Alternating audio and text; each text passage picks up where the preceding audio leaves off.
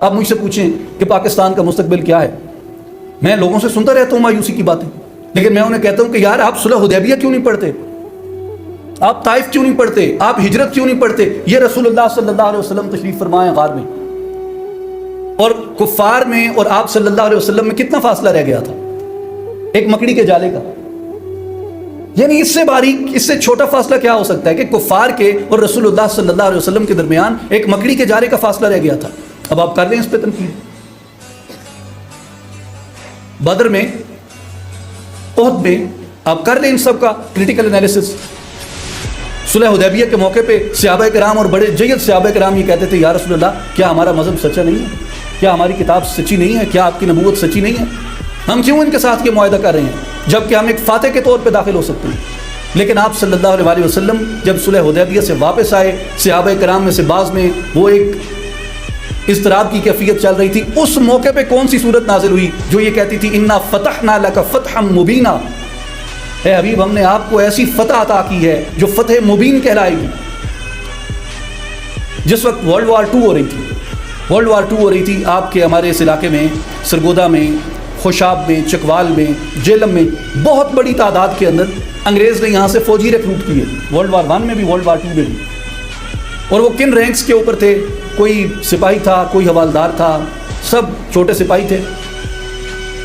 کیا کسی نے سوچا تھا کہ جیلم، چکوال، سرگودا، منڈی بہاؤالدین، خوشاب، سون سکیسر، ان علاقوں کے یہ چھوٹے چھوٹے فوجیوں کے بچے دنیا اسلام کی سب سے طاقتور فوج کھڑی کر دیں گے، دنیا اسلام کی پہلی نیوکلیئر طاقت کھڑی کر دیں گے؟ کیا اس وقت کسی نے سوچا تھا؟ اس وقت تو لوگ انہیں تانا دیتے تھے کہ یہ انگریز کے لیے کرائے پہ لڑنے جا رہے ہیں۔ تو آپ نہیں جانتے اللہ تعالیٰ شر سے کس طرح خیر کو پیدا کرتا ہے۔ آپ قرآن پڑھیں، آپ کو پتہ چلے گا میرے مالک کی، میرے خالق کی، میرے اللہ کی یہ قدرت ہے کہ وہ زندہ سے مردہ کو پیدا کرتا ہے اور مردہ سے زندہ کو پیدا کرتا ہے، وہ اندھیرے سے روشنی کو نکالتا ہے۔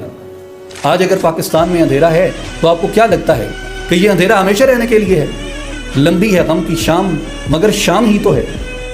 شام نے ایک دن اجالے کے اندر بدلنا ہوتا ہے۔ اگر آپ میں کریج ہے، اگر آپ میں پوٹینشل ہے، اگر آپ میں آگے بڑھنے کی طاقت ہے، تو ایسا کیوں نہیں ہو سکتا کہ آج جو مایوسی ہے، آپ کی امید اقبال کی امید کی طرح طاقتور ہو، آپ کی امید محمد علی جناح کی امید کی طرح طاقتور ہو، آپ کی امید ایک سچے مومن کی طرح، ایک سچے مسلمان کی امید کی طرح طاقتور ہو، جو اللہ پہ بھروسہ رکھتا ہے، جو یہ جانتا ہے کہ میرا مالک شر سے خیر کو، خیر سے شر کو نکالتا ہے، جو اندھیری رات کو مٹا کے صبح کا سورج طلوع کرتا ہے، وہ ہماری قوم کی بھی تقدیر بدلے گا ہماری محنت کے ساتھ۔ And last but not least, آخری پوائنٹ میں جو آپ کو عرض کرنا چاہتا ہوں، اسپیشلی جو اقبال نے یوتھ کے لیے کہا ہے، وہ اقبال نے کہا ہے کہ آپ توہم پرستی اور یہ جو ستارے اور سیارے اور ان سے اپنی قسمت کو منسوب کرنا، اقبال آپ کو اس سے نکالتا ہے۔ مثال کے طور پہ کسی نے کہا جی کہ ستارہ آپ کے بارے میں یہ کہہ رہا ہے کہ آپ کے لیے یہ ہوگا، اقبال نے اس کا بڑا خوبصورت جواب دیا۔